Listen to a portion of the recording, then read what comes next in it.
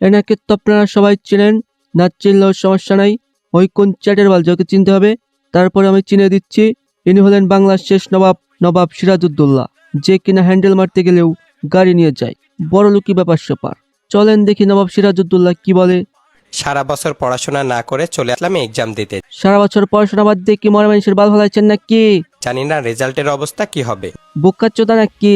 সারা বছর পড়াশোনা না করে এক্সাম দিতে যাবেন, রেজাল্ট কি গোল্ডেন এ প্লাস আসবে নাকি? ঢাকা থেকে একদিনের জন্য চলে গিয়েছিলাম নাটোর নবাব সিরাজউদ্দৌলা সরকারি কলেজে, আমার ইংলিশ সাবজেক্টে এক্সাম ছিল সেজন্য। আরে ভাই বলেন যে এক্সামের নাম করে সবাইকে আমার গাড়ি দেখাইতে গিয়েছিলাম। তাই নাটোর যাওয়ার জন্য শুরুতেই বাসা থেকে আমার লালপাড়িটারে বের করলাম। জি করুন। যেহেতু নাটোরে যাব পরীক্ষা দিতে, সেহেতু নিজেরও তো টুকটাক সার্ভিস নেওয়া লাগে। মানে কি, আমরা পরীক্ষার সময় হাগামতার টাইম পাই না, আর আপনি আসছেন আপনার মুখ পুটকি সার্ভিস করাইতে। বলি কি এক্সাম দিতে যাচ্ছেন নাকি বিয়ে করতে?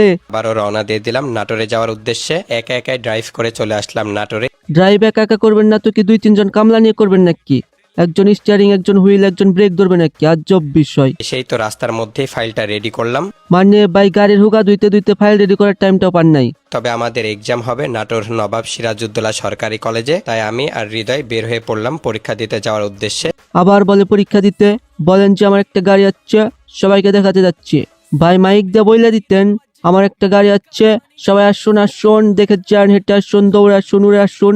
আপনার তো গরিব, কখনো গাড়ি দেখেননি। বাংলাদেশে একটাই গাড়ি আছে, তাও সেটা আমার কাছে। দেখুন দেখুন, গাড়ি কিনে আমি বালছিরা বুঝা বেন্দা দিচ্ছি। আল্লাহ ভালো জানে আজকের পরীক্ষায় পাশ করবো নি নাকি ফেল। তবে সারা বছর না পড়ে যদি টই টই করে শুধু ঘুরে বেড়াই, তাহলে তো ফেল করার সম্ভাবনাটাই বেশি, তাই না? বিষয়টা তাহলে আপনি বুঝতে পারছেন। পরীক্ষা দেওয়ার জন্য ডিরেক্টলি চলে আসলাম নাটোরের নবাব সিরাজউদ্দৌলা সরকারি কলেজে। নবাবের সাথে সবাই হ্যান্ডশেক করছে। যাই হোক, পরীক্ষার হলে তো ফোন নেওয়া ঢোকা নিষেধ, তাই বাইরে একটু ভিডিও করছি। কেন ভাই, গাড়িটা হলের ভিতর হান্দাই দিতেন। ভিডিও করার পরে ফোনটা জমা দিয়ে পরীক্ষা দিয়েছি। পরীক্ষা শেষে আবার বের হইলাম। আলহামদুলিল্লাহ ভালোই পরীক্ষা দিয়েছি। দেখা যাক রেজাল্ট আসার। আচ্ছা ভাই, গাড়ি কি আর দুনিয়ায় কারো নাই?